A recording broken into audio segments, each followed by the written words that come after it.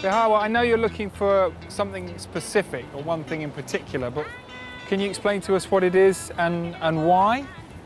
We come to clean the beach and clear up the plastic. The most important thing for us is to collect flip-flops because we use them for our business.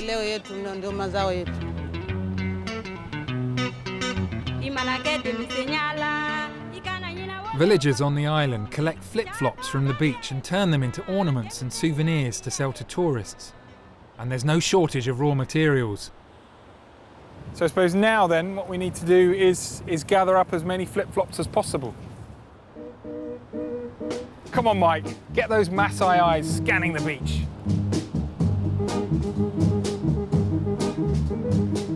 Flip-flop! They are everywhere, look! Look at this!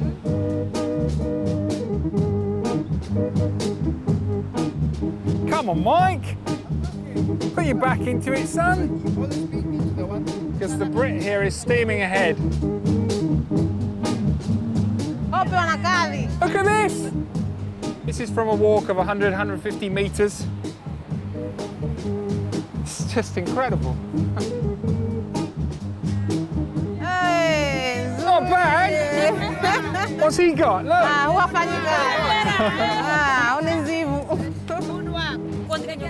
Is that good?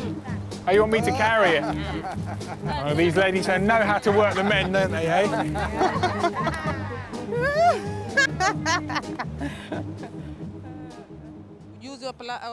We know how to make something out of flip-flops, but we'd like help to get rid of the other plastics. If anyone knows what we can do with this plastic, we'd like their help. I think in reality, Bihawa, there isn't really anybody who knows what to do with all the plastic that we've put into the sea and that is washing up on our beaches. What you're talking about in relation to your beach is a question that I think needs to be asked on a global level.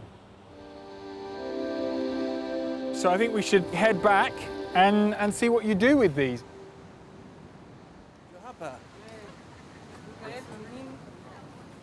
Look at this. This is our shop. Oh my goodness!